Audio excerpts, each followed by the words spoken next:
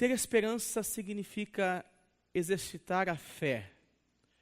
Ter esperança talvez seja transpassar ou ultrapassar limites, barreiras que a vida coloca diante de nós e que a gente às vezes perde a visibilidade e com isso a gente perde a esperança. Então, eu quero compartilhar com vocês, a princípio de 3 versículos, mas eu quero falar com vocês de um livro inteiro hoje. Calma.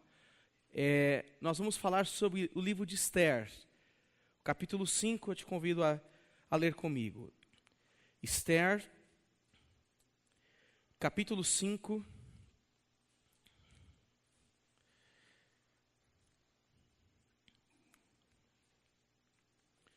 O livro de Esther,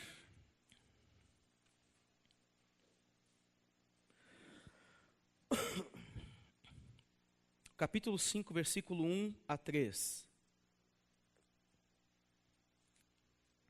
Livro de Esther, capítulo 5, verso 1 a 3. Diz assim: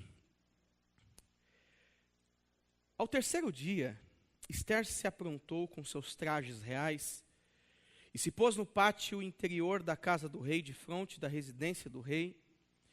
E o rei estava sentado no seu trono real, fronteiro à porta da residência.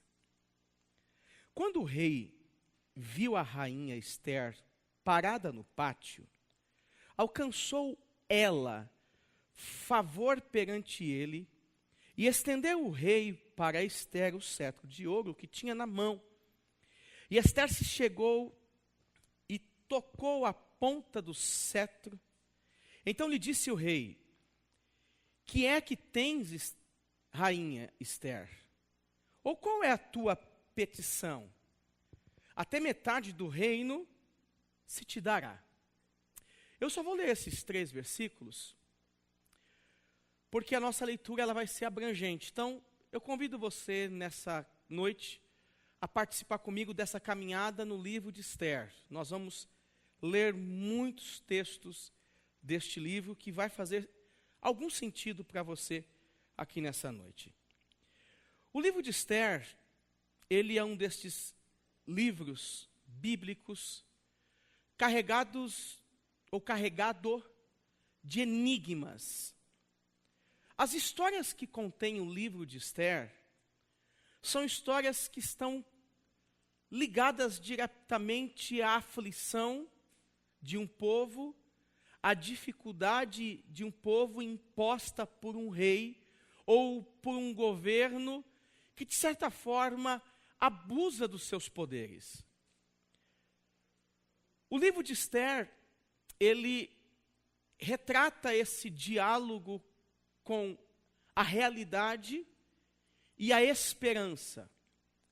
A realidade de alguém que estava, de um grupo de pessoas ou de um povo, que passou a sofrer, e em meio a este sofrimento eles encontram motivos para ter esperança.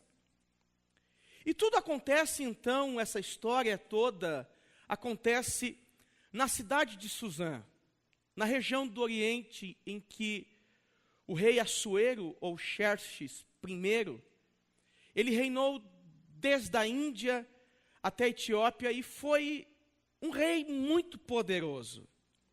Mas como um homem poderoso, ele ostentava o seu poder por meio de demonstrar os seus bens.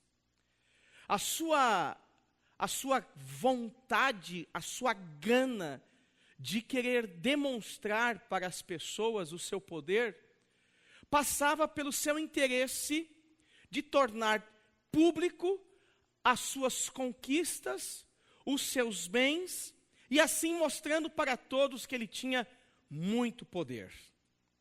Se não bastasse o seu exibicionismo, ele também passa a ostentar a sua própria mulher, diante dos outros príncipes, diante dos outros governos, diante dos outros estados, fazendo da sua esposa, da sua mulher, um troféu, um objeto que eles pudessem também admirar e cobiçar, como se ele dissesse, olha, eu tenho, vocês não têm.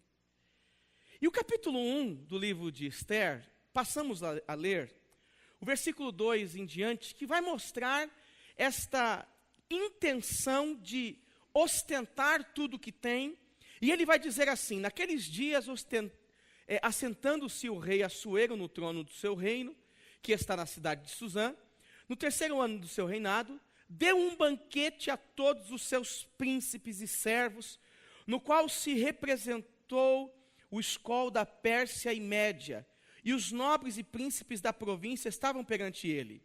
Então mostrou as suas riquezas, da glória do seu reino, e o esplendor da sua excelente grandeza, por muitos dias.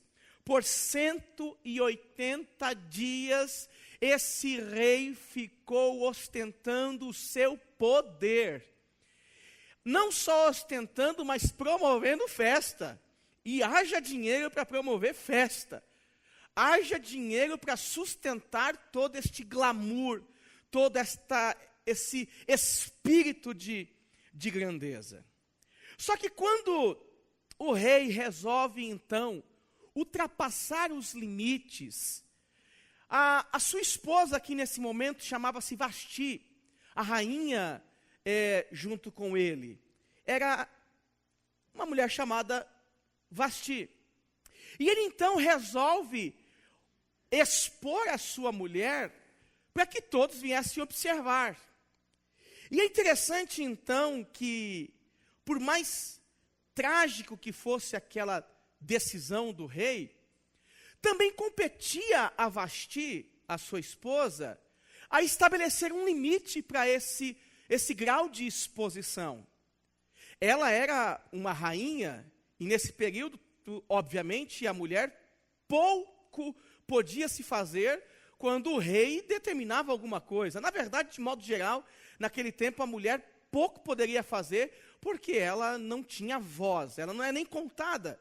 Você vê que a Bíblia diz que saíram tantos homens do Egito, sem contar mulheres e crianças. E muitos outros textos, a mulher não tem voz, a mulher não faz parte da contagem, como também as crianças e outro grupo de pessoas também.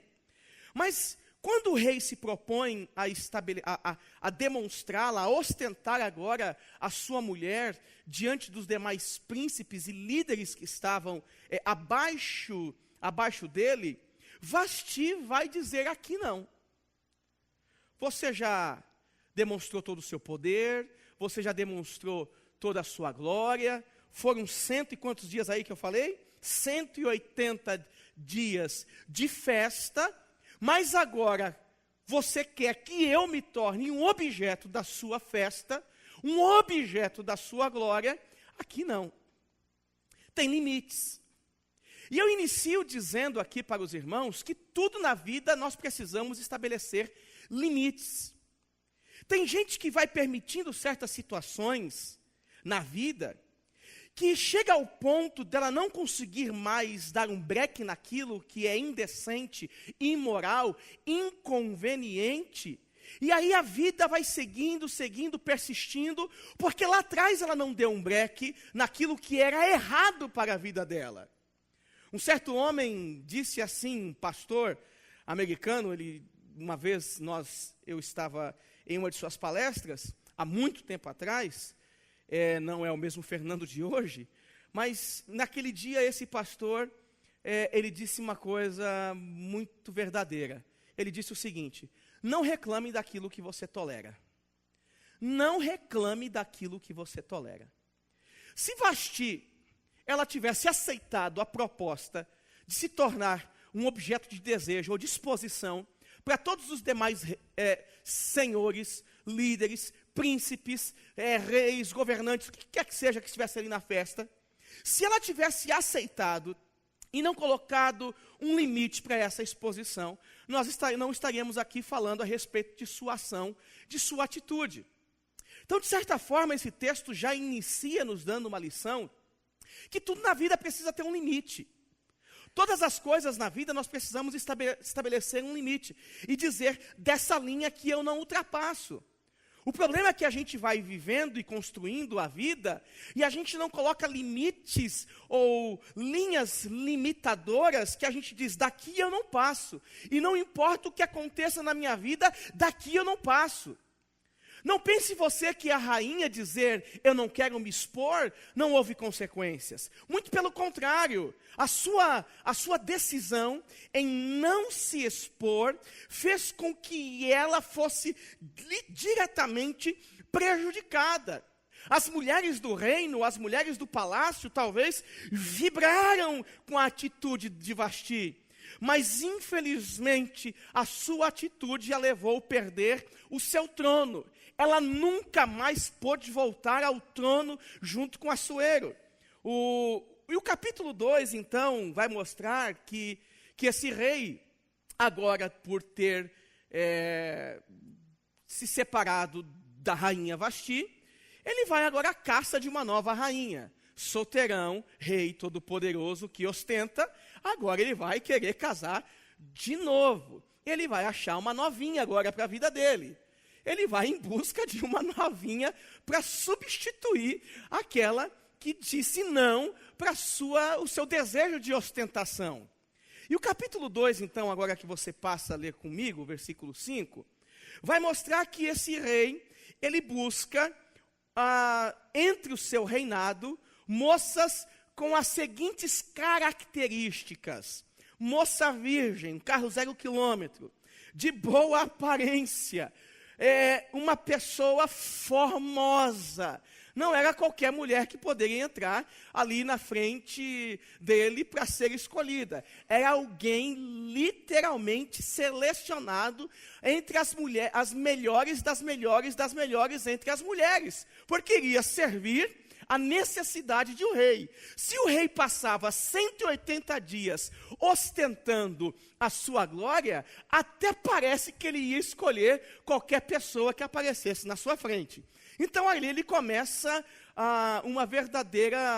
um processo seletivo de nova rainha no seu reinado.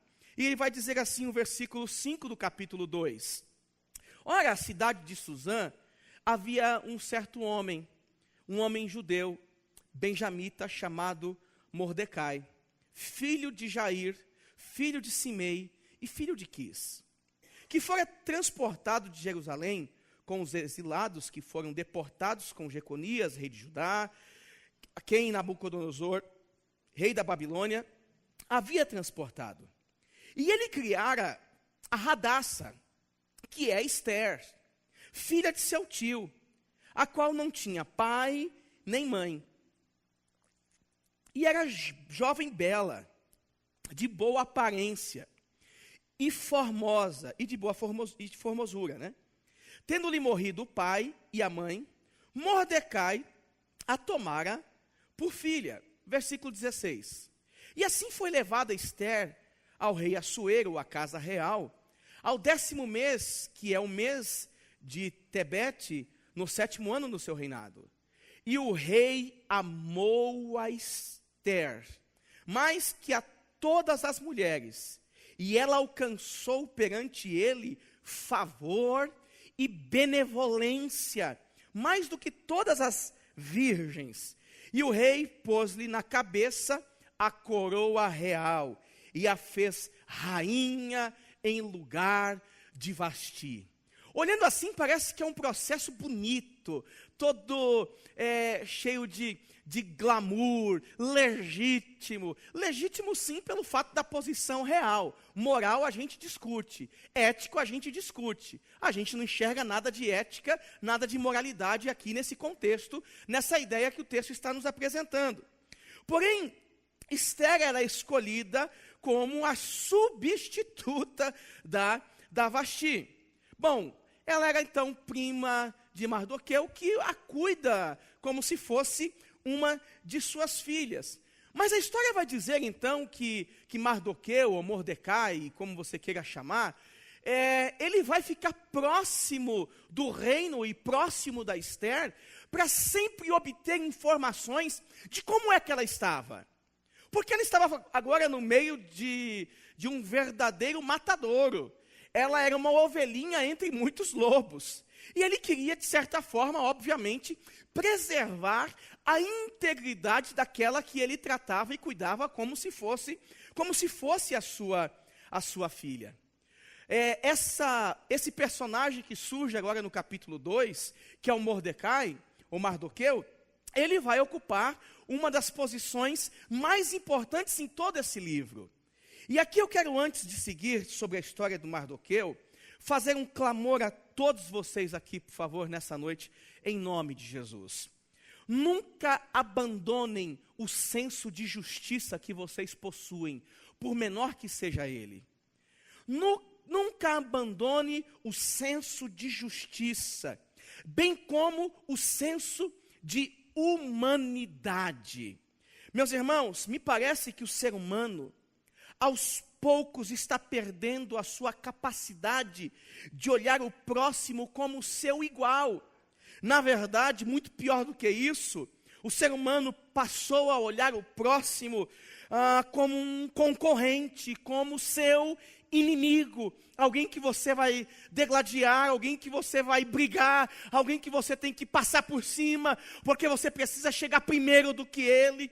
E aqui nós temos um homem que vai ser um exemplo de justiça e de humanidade, porque a forma com que ele vai se comportar em todo esse texto, em todo o livro de Ester, é uma forma apenas. Ele é um homem justo, ele é um homem honesto, ele é um homem humano. Ele tem humanidade. Ele não perde o seu senso de humanidade. Não é porque ele agora é o pai da rainha que ele vai se sentir melhor do que os outros. E às vezes basta a gente subir um pouquinho nos degraus da vida que a gente se sente melhor do que os outros. Basta a gente, ou alguém pertinho de nós, ocupar algumas posições que podem nos beneficiar, que a gente assume uma posição, ou a gente já começa a demonstrar ou dar sinais daquilo que nós nunca demos sinais anteriormente, de arrogância, de prepotência, de vaidades. Mardoqueu, ele se mantém o mesmo homem, antes da sua filha, prima filha, chegar à posição de rainha. Ele era esse cara justo, esse cara coerente. E certo dia, agora ele muito mais ligado às questões reais do que antigamente, ele vai encontrar dois homens conversando no palácio, dois eunucos. Esses eunucos trabalhavam no palácio e eles estão planejando matar o rei. Eles estão planejando assassinar Assuero. E o versículo 21 a 23 vai dizer que ele, ouvindo essa trama contra o Assuero, olha só o que o texto nos diz. Naqueles dias, estando Mardoqueu, Mordecai, sentado à porta do rei, dois eunucos do rei, dos guardas da porta, Bigtã e Teres, sobremodo se indignaram e tramaram atentar contra o rei Assuero. Veio assim ao conhecimento de Mordecai, que o revelou a rainha Ester. E Ester, o rei, disse ao rei, em nome de Mordecai. Investigou-se o caso, e era fato. E ambos foram pendurados numa forca. Isso foi escrito no livro das crônicas perante o rei. Mardoqueu, ele continuava se comportando como camarada honesto. Ele não obteve nenhuma recompensa com esta atitude em relação ao rei Assuero. Ele não obteve nenhum benefício, isenção de impostos, abatimento de ICM, ele não teve restituição, ele não teve nada disso. ele não foi perdoado, as suas dívidas não foram perdoadas, os custos dos seus produtos não ficaram abaixo do preço da tabela, ele não conquistou mais feijão ou cereal do que os outros, ele se manteve o mesmo homem, não trouxe benefício à sua honestidade naquele momento. E me parece que nós vivemos coisa bem parecida, só que existe uma ideia de que ser honesto ou ser justo tem que necessariamente produzir benefícios práticos para o hoje na minha vida. E isso não é verdade. Ser honesto e ser justo não significa que as coisas vão caminhar numa calmaria e tudo na minha vida vai ser tudo belo. Ser honesto e ser justo faz parte do meu entendimento como ser humano. Isso não é diferencial, isso é obrigação. Ser honesto e ser justo não é diferencial, é obrigação. Pagar os teus impostos, pagar o que você deve, não é diferencial. A não ser que você seja um Carrefour que cobra 2% por taxa de cumprimento de pagamento no dia, né? Essas grandes empresas, quem trabalha aí com vendas, enfim, sabe que eles pagam, eles cobram 2% do que eles deveriam pagar para pagar no dia certo. Então, você vendeu para eles lá 10 mil, eles vão tirar 2% por taxa de pontualidade. Né? Então, ser pontual na vida não é obrigação de ninguém, não é ser melhor do que ninguém, é obrigação. Nós somos obrigados a isso, ponto. E me parece então que esse é o cara aqui, o Mordecai. É o cara que ele é honesto e não obtém recompensa alguma da vida. Ser honesto é obrigação. E no capítulo 3 dessa história, vai surgir um novo personagem. Nós já citamos aqui Assuero, Vasti, Esther, Mardoqueu, e agora vai aparecer mais um personagem, que se chama Amã. Veja só, esse cara, o Mardoqueu, é um cara justo, é um cara honesto, é filho de Deus. Parece então que na perspectiva da sociedade, ser justo, ser honesto, ser filho de Deus, incide em andar acima dos demais. Na verdade não, porque o Satanás vai surgir na vida do Mardoqueu. E o Satanás aqui tem nome, chama-se Amã. O Satanás aqui tem nome, tem endereço, chama-se Amã. Vice-governador, vice-presidente. Abaixo do Assuero só tem o Amã. Só que como também Amã, ele faz parte da escola do Assuero, ele é tão ganancioso e gosta de ostentar tanto quanto Assuero. Só que a sua ostentação vai um pouco além. Enquanto Assuero promovia 180 dias de festa, tentativa da exposição da mulher, Amã ele queria um pouco mais. Ele queria que as pessoas se curvassem diante dele e o adorassem como se fosse um Deus. Amã queria ser divinizado pelas pessoas, pela sociedade. Ele é um pouco pior do que o próprio Assuero. Então esse homem que agora surge na história, cheio de vaidades, pior do que o próprio rei, ele vai se revoltar contra o Mardoqueu. E gente, entenda uma coisa por favor, sempre que nós escolhemos andar pelo caminho estreito, nós somos perseguidos pelas nossas escolhas. Ser honesto no seu trabalho, você se torna um alvo de perseguição lá no meio do seu trabalho. Falar a verdade, você se torna um alvo de perseguição. Você não é benquisto. Que as pessoas gostam daqueles que batem no ombro, batem nas costas e que legitima as suas atitudes ou as atitudes dos outros. As pessoas querem isso.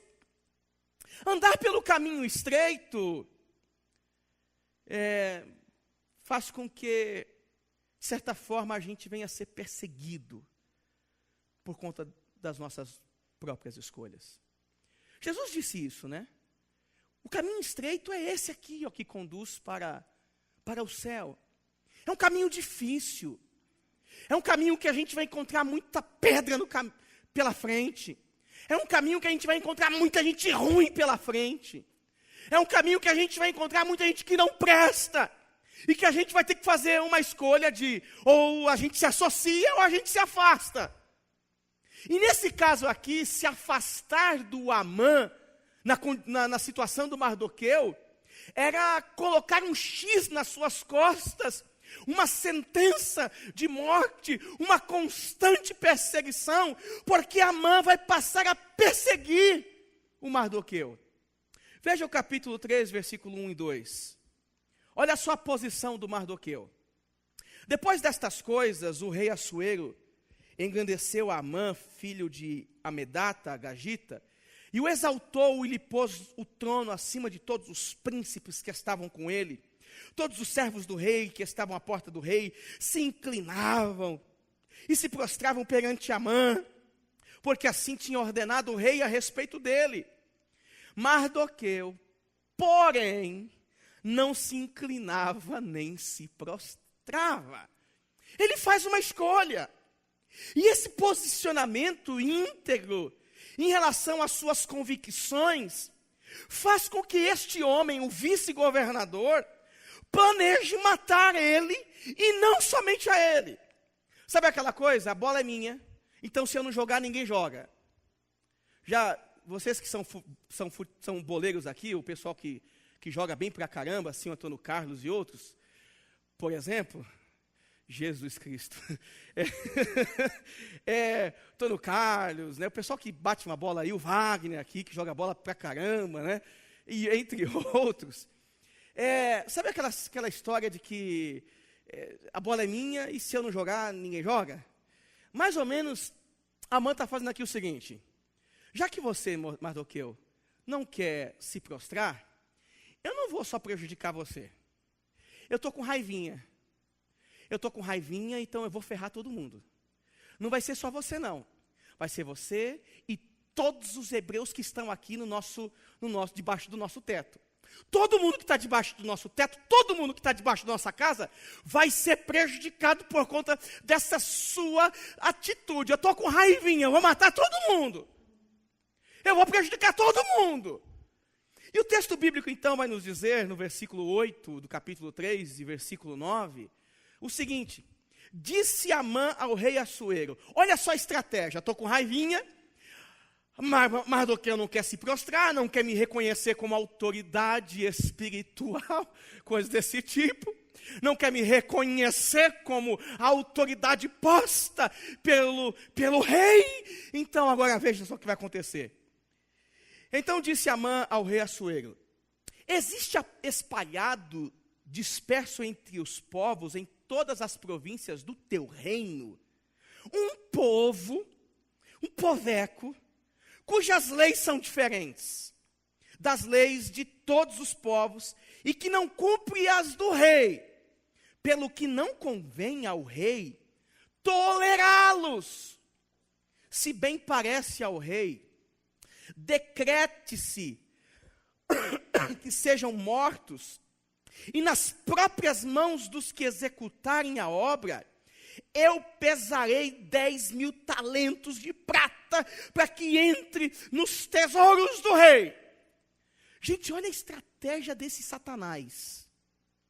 Olha a estratégia desse filho do capeta em relação a um povo que está aqui vivendo uma vida, seguindo as suas leis, seguindo os seus padrões, seguindo a sua crença, já que a Mardoqueu não se dobra, já que os judeus não se dobram, então nós vamos matar. E rei, olha só o projeto de enriquecimento. O camarada que dá festa de 180 dias, recebe agora uma proposta de cada pessoa morta aumentar 10.000 vamos colocar aqui 10 mil euros no seu rendimento.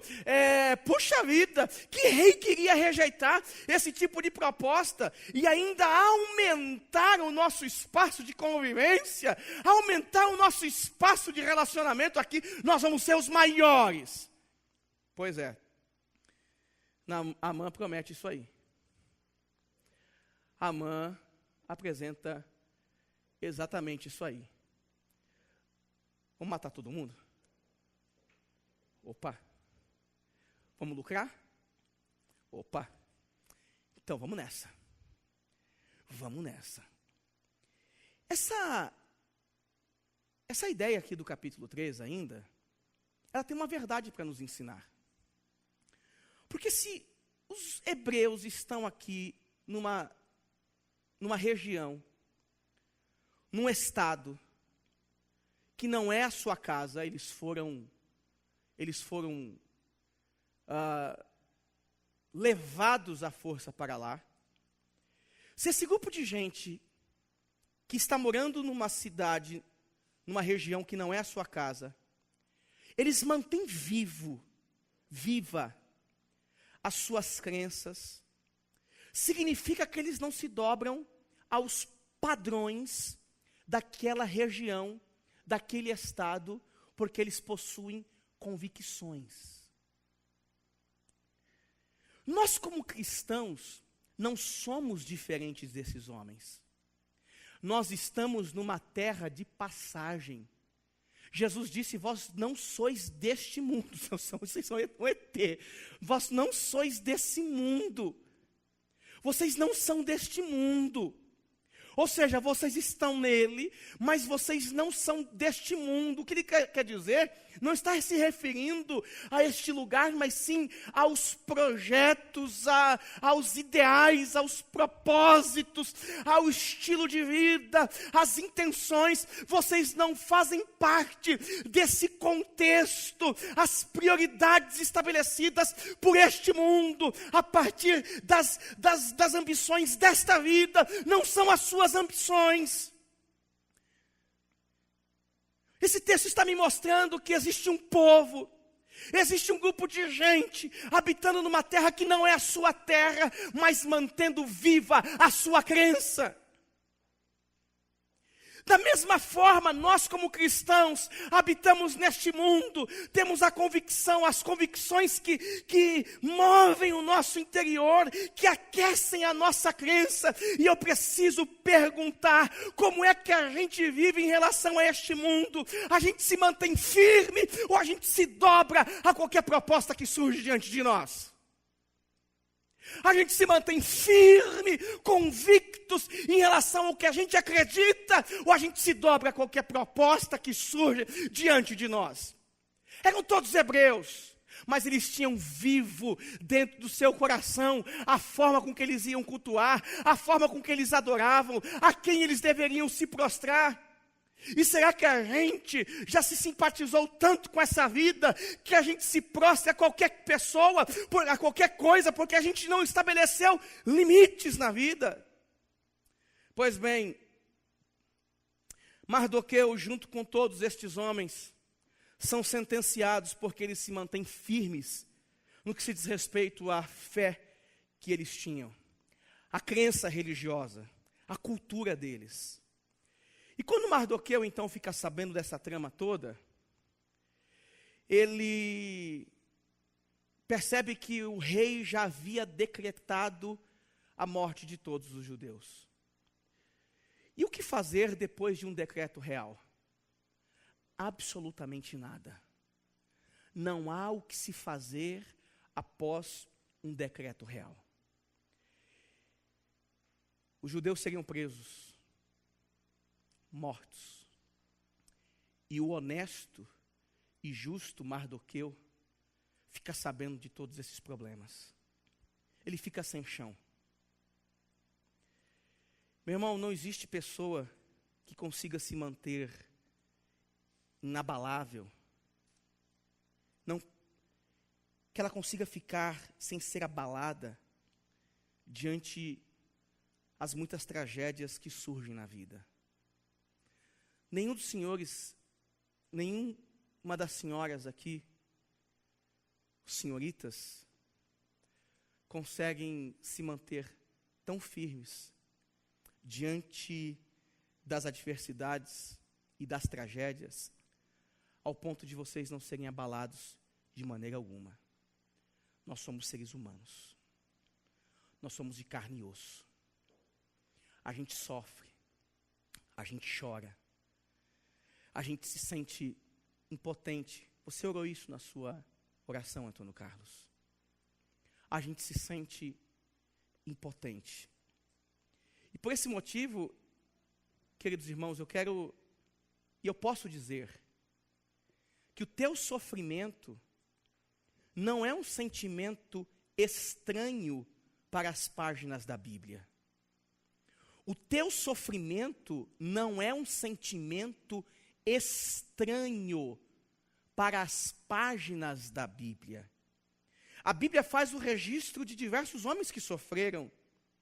E eu acredito que, se ela continuasse sendo escrita e reconhecida e canonizada, novos nomes surgiriam nessa lista. Veja, por favor, o capítulo 4, o versículo 3 do livro de Ester. Em todas as províncias, aonde chegava a palavra do rei e a sua lei, o seu decreto, havia entre os judeus grande luto, com jejum e choro e lamentação. E muitos se deitavam em pano de saco e em cinza. Meu irmão, sabe o que está acontecendo aqui? É a mesma coisa que está acontecendo com os sírios, nesse momento, sabendo que num dia exato, numa noite exata, os países A, B e C vão lançar mais de 100 mísseis sobre a minha cabeça. Estes homens aqui estão chorando, estão lamentando, estão angustiados, porque no capítulo 13 existe uma sentença colocando dia, hora e forma para que a morte deles acontecesse. Não existe uma promessa aqui de morte. Não existe aqui uma promessa, uma sentença de que, olha, pode ser que tal dia aconteça. Não, no dia A, no dia B, vai acontecer assim, assim, assim. E eles estão angustiados. Porque é um decreto real, vai acontecer. Só que nós devemos nos lembrar, quem é a nova esposa do rei Assuero? Quem é a nova esposa do rei Assuero? Quem é a nova esposa? Ester. Essa nova esposa, ela é judia, hebreia. E Mardoqueu vai dizer o seguinte para essa nova esposa real. Capítulo 4, versículo 13. Então lhe disse Mardoqueu que respondessem a Ester: não imagines, por estares na casa do rei, que só tu escaparás entre todos os judeus. Se fosse nos dias de hoje, talvez o Mardoqueu, como um crente honesto, ele diria assim: não pense você que está debaixo da promessa, você que está debaixo da mirra ardente. Tem uma música que fala isso, né? Que entender. Você que está debaixo da mirra ardente, você que está debaixo da unção, você que está no mistério, você que profetiza, você que fala em línguas, você que pula, você que sapateia, você que é pastor, você que é presbiterão aqui na igreja, você que é pastorzinho na igreja, você que é ungidaço, ungidinho, ó, você não fique enganado não. Não é porque você está na igreja que você está livre da sentença estabelecida pelo rei. É isso que Mardoqueu está querendo dizer. Não é porque você está no palácio real, você é a esposa do rei, que você vai ser livre dessa condenação. Epa, espera aí, você é judia, minha filha, acorda! Se os hebreus morrerem, você vai morrer também. Essa é a realidade das nossas vidas. Fazemos parte de uma comunidade que proclama Cristo. Porém, nós não estamos livres dos problemas. Nós não seremos poupados dos problemas. O dia mau vai bater na sua porta. O dia mau vai bater na sua porta. E eu não estou sendo profeta do diabo aqui não, tá, gente? É a realidade. Você vai chegar no teu trabalho e o dia mau, de repente, vai bater lá na tua porta.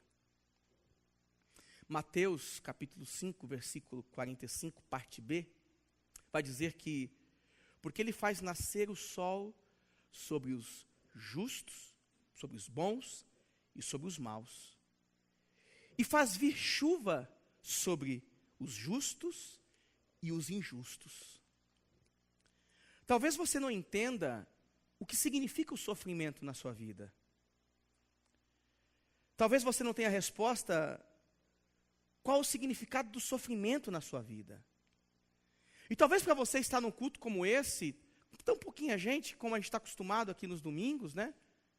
Ah, pastor, quer ver? Tá vendo? Você está sem unção, né? Você não conseguiu segurar espiritualmente as pessoas aqui domingo passado. E as pessoas foram embora, né? Se eu tivesse poder para fazer isso, né? Mas a gente não sabe lidar com o sofrimento, Antônio Carlos. Quando ele bate na nossa porta, a gente se desespera, Tiago. E esse desespero a gente não dá conta dele. A gente quer agir, a gente quer tomar decisões, a gente quer fazer alguma coisa. E a gente se desespera a tal ponto, a gente não dá conta do sofrimento a tal ponto, que a gente fica sem resposta para um monte de coisa. E eu também não tenho essa resposta.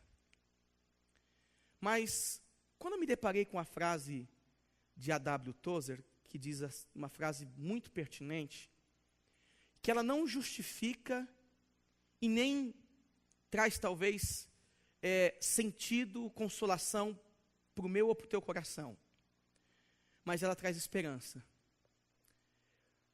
Tozer diz assim: é muito improvável que Deus use uma pessoa que nunca sofreu profundamente uma dor.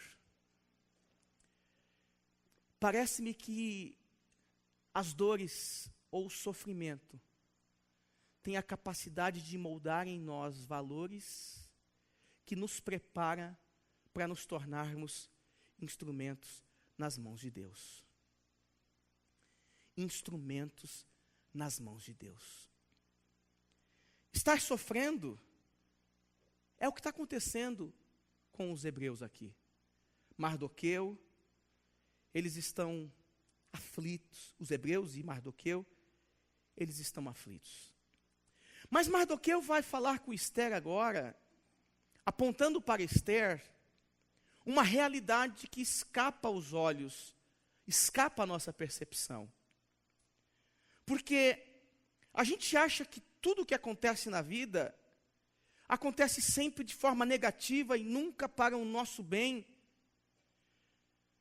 Esses dias eu atendi uma pessoa que desesperada, veio conversar comigo e ela estava chorando copiosamente porque tinham batido no carro dela.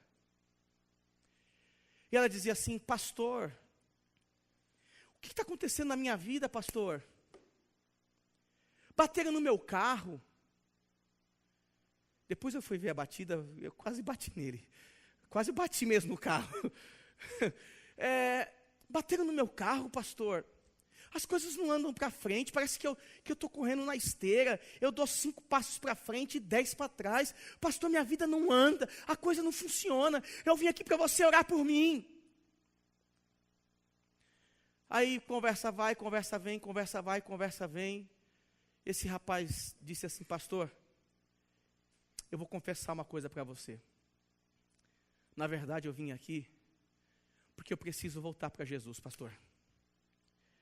Eu preciso voltar para Jesus. Eu deixei Jesus há muito tempo. Jesus não é mais o centro ou o Senhor da minha vida. Eu amo mais as minhas coisas. eu amo mais o que eu tenho, eu amo mais as minhas propriedades, eu amo mais o meu dinheiro, eu amo mais o meu tesouro. Eu preciso de Jesus, pastor. Eu preciso voltar para Jesus. Faz tempo que eu não venho para a igreja, faz tempo que eu não oro, faz tempo que eu não canto, faz tempo que eu não leio a Bíblia. Pastor, na verdade eu preciso de Jesus. Ora por mim, pastor. Aí, opa, então mudamos a conversa. O sofrimento, às vezes, quer causar isso em nós. Abrir os nossos olhos para aquilo que está ao nosso redor. Porque a gente, às vezes, reclama de boca cheia. A gente reclama da vida de boca cheia. Nós somos críticos de plantão em relação à vida. E a gente reclama do que possuímos. Do que temos hoje. Do que temos agora. Do que você experimentou no dia de hoje. E a gente não percebe a grandeza de Deus em relação a nós, o quanto Ele tem sido bom e misericordioso em todas as coisas. Esses homens estão sofrendo, mas parece que a história está escapando de suas mãos, porque eles não vão perceber justamente o que aconteceu com eles, porque quem agora está do lado do rei é uma judia. É alguém que também está condenada.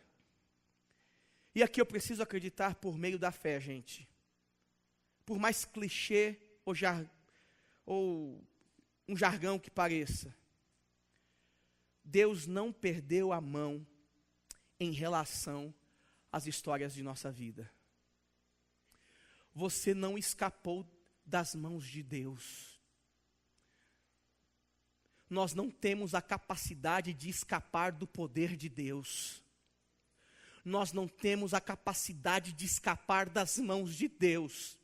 Nós não temos o poder de fazer isso. Você continua nas mãos de Deus. A sua vida continua nas mãos de Deus. A sua família continua nas mãos de Deus.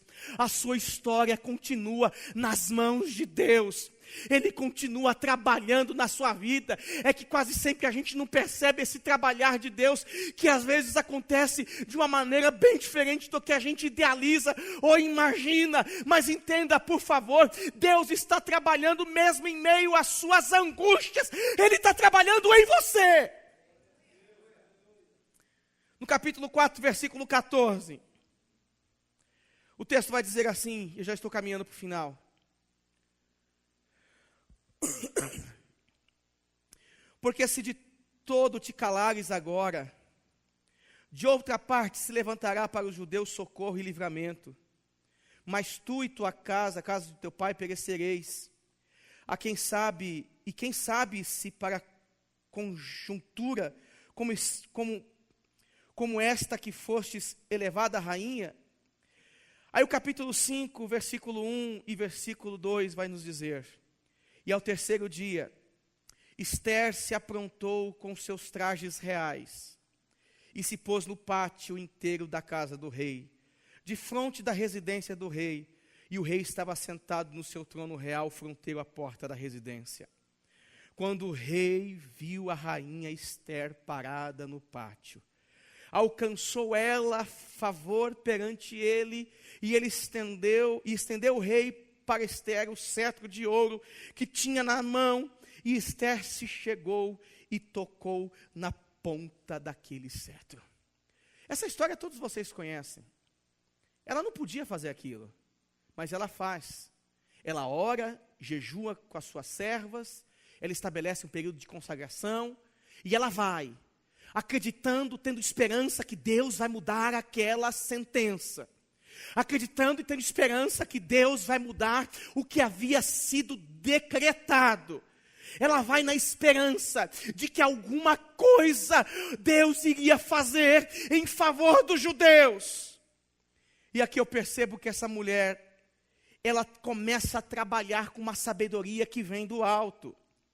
Porque o rei vai dizer para Ester: Ester, pede até metade do meu reino, que eu vou te dar. Pede metade do meu reino, que eu vou te dar. O texto vai dizer que essa mulher, ela dotada agora de uma sabedoria que foge à nossa sabedoria, ela promove uma janta. E nessa promoção de um jantar, ela convida o rei e diz para o rei: rei, chama o vice, chama o Amã, por favor, para participar aqui do nosso jantarzinho. Meus irmãos, Esther, ela não deixou ser consumida pela ansiedade. E por favor, aqui eu quero dizer uma coisa a você em nome de Jesus. Abra os seus olhos, porque você pode tomar uma decisão que vai matar a sua vida por conta da sua ansiedade de ver resultados que você não vai ver agora. Tome cuidado.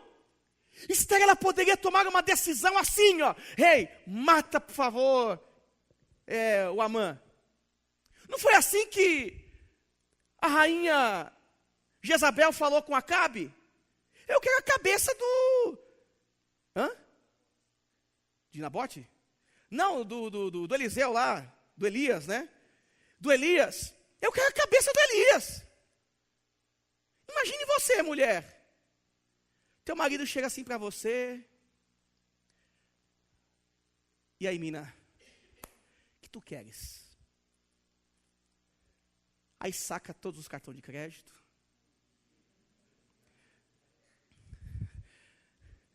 Fala aí, o que você quer? Pode dizer. Pode dizer. Quer viajar para onde? Roberta, diz aí. O Wagner falou que vai dar tudo. 90 dias de férias. Pior que esses camaradas tinham 5 férias no ano, né? Olha, brincadeira, né, gente? 90 dias de férias por ano, né? Pede o que você quiser, Roberta. Ele vai te dar. Você quer o quê? Casa, comida e roupa lavada? Eu te dou. Pede o que você quiser. Pede o que quiser. Aí ela vai lá e me pede uma janta. Uma janta? Ô, gente, por favor, essa história tem que ser melhor do que isso, né? Uma janta. O fato que ela quer nos ensinar, a história quer nos ensinar que ela não foi ansiosa. Ela não agiu conforme a sua ansiedade. E cá para nós, o que mais somos é ansiosos. Pá, resolveu, acabou. Matou e pendurou e já era. Ela também não foi imprudente. Porque ela não chegou para o rei dizendo: rei, eu vou morrer. Olha só, você decretou uma ordem aí que eu vou morrer, meu povo vai morrer. Ela só disse: vamos jantar? E vamos convidar o Amã? Ela teve uma sabedoria que veio do alto, gente. E o versículos 7, 8 e 9 vão nos mostrar que nesse jantar o rei cumpre o desejo de Esther. E quando Amã é convidado para o jantar com um casal real, gente, é só você dar corda para o soberbo. Infla a bola do soberbo. Infla a bola daquele que gosta de louros, de confetes. Quando ele recebe o convite, janta somente entre o rei e a rainha, eu sou o cara. Eu sou o cara. Ele se sentiu a última bolacha do pacote aqui. Esther está oferecendo um jantar e eu fui convidado. Versículo 9 vai dizer assim: então saiu Amã naquele dia, alegre e de bom ânimo, quando viu, porém, Mardoqueu à porta do rei, e que não se levantara, nem se movera diante dele. Então se encheu de furor contra Mordecai. Ele foi convidado para uma janta, mas quando viu o Mardoqueu, ele ficou mais endemoniado ainda. Ele ficou possesso. Ele ficou possesso. E, gente, a soberba precede a ruína, e altivez de espírito a queda. Melhor é ser humilde de espírito com os humildes, do que repartir o despojo com os soberbos. Provérbios capítulo 16, versículo 18 e 19. E aí os versículos seguintes que nós vamos ler, no capítulo 5, eu acho que é o 6 agora, capítulo 6, se eu não me engano. Se não for 5, se não for 6, vocês acham aí, me ajudam, porque agora eu esqueci de colocar o capítulo aqui. O texto vai dizer então que acontece a janta, acontece tudo, e aí o Amã é avisado sobre o que aconteceu com o povo. Amã, ele vai receber a notícia de que, Assuero vai receber a notícia de que o povo hebreu estava jurado de morte. Ele nem sabia o que tinha feito. Ele nem tinha ideia do que tinha acontecido. E o texto bíblico nos diz que uma certa mulher fica sabendo que Mardoqueu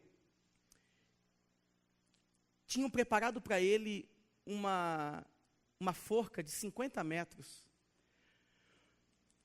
Amã é aconselhado pelos seus amigos, dizendo assim: olha, já que você é o bom da boca, constrói uma forca, porque logo, logo você vai pegar Mardoqueu e vai matar, vai acabar com ele. Se você perceber toda essa história, você começa a entender que Deus está trabalhando pelo seu povo. As coisas estão conspirando em favor do povo hebreu. Por favor, entenda uma coisa. As coisas estão conspirando, Deus está trabalhando em prol da sua vida. Deus está trabalhando em prol da sua vida. Isaías capítulo 64, versículo 4 diz que porque desde a antiguidade não se ouviu, nem com o ouvido se percebeu, nem com os olhos se viu Deus além de ti, que trabalha por aqueles que nele espera. Que trabalha por aqueles que nele espera. Aí o capítulo 6, versículos de número 1 em diante, Deus está trabalhando, vai dizer assim, que naquela noite o rei não pôde dormir, o rei Assuero. Então mandou trazer o livro dos feitos memoráveis, e nele se leu diante do rei. Sabe aquela coisa que você não consegue dormir à noite? E aí você vai fazer alguma coisa, assistir uma série, assistir Casa de Papel, ou coisa assim do tipo, né? Que por sinal é bem bacana, né? Você vai assistir algumas coisas legais no Netflix, daí por diante. Estava lá o rei, sabe, sem ter o que fazer, perdeu o sono. Então eu vou ler as crônicas do meu reinado.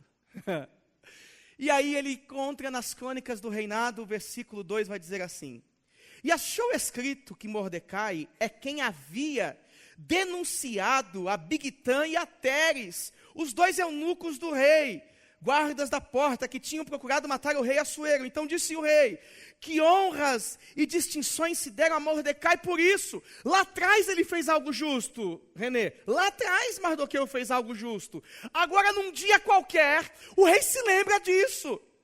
E aí ele lê e diz: não fizeram nada com ele.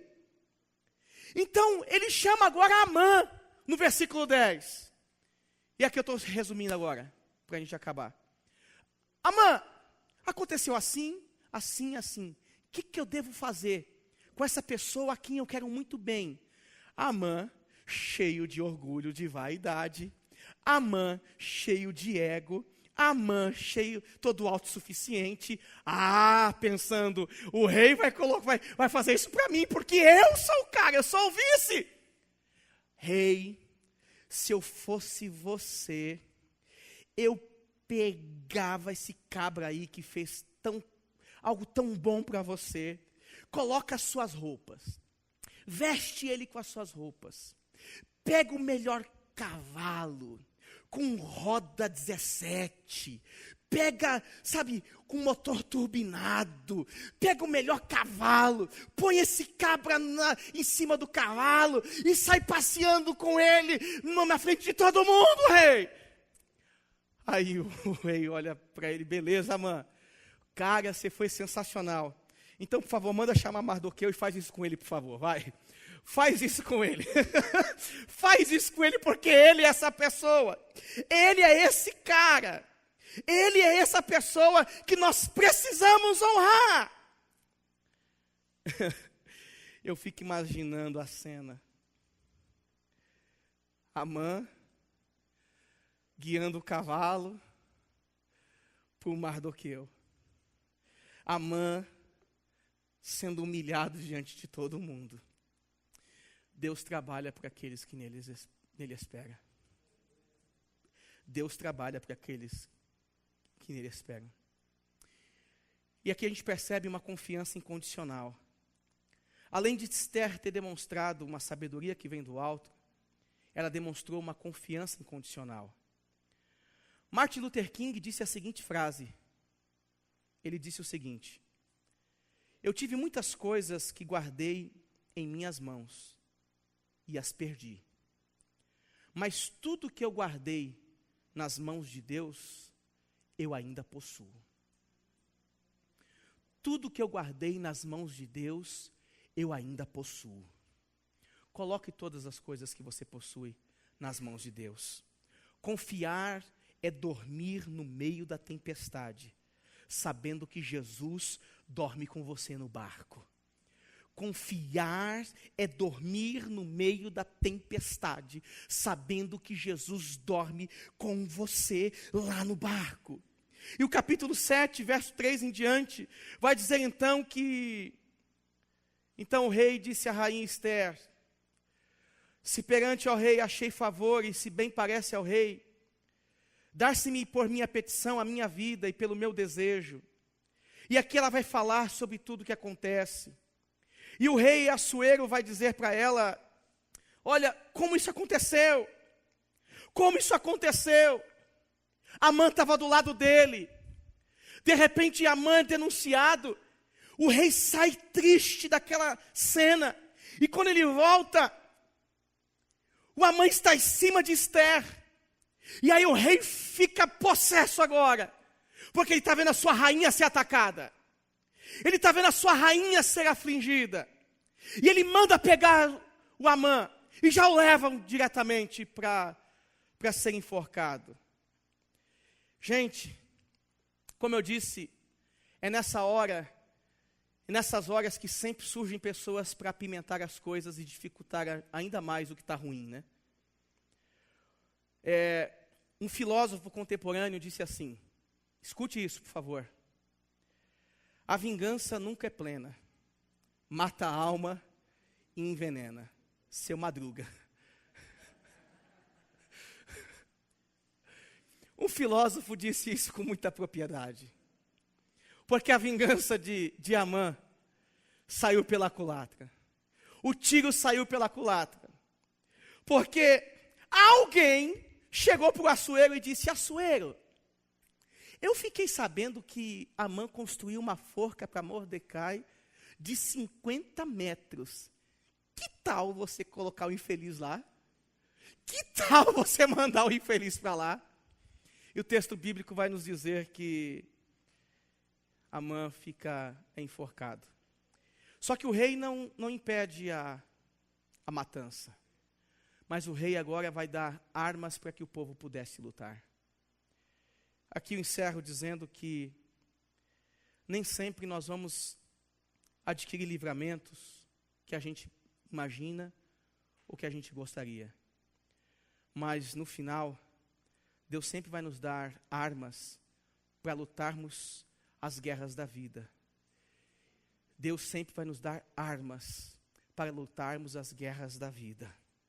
O capítulo 8, versículo 10 e 16 vai mostrar que esses homens lutaram e triunfaram diante dessa grande adversidade da vida. Pode ser que você não seja livre das aflições, mas Deus vai te dar capacidade para você lutar diante de cada uma destas aflições. E você pode vencer sim em nome de Jesus. Você pode triunfar sim em nome de Jesus, segundo as armas que Deus te der nas suas mãos para você lutar. E assim essa história se encerra com esse povo alcançando grande livramento. Mordecai escreveu grandes coisas a respeito dos judeus. E ali ele vai dizer que houve grande alegria e sossego. O Senhor mudou as suas histórias. Deus mudou aquela história. Aquilo que era desesperança se transformou em esperança. O que era sentença de morte se transformou numa grande história de vida. Porque Deus trabalha pelo seu povo. Pode sim, você pode sim continuar tendo esperança na vida. Deus vai te dar condições de lutar. Em nome de Jesus. Amém?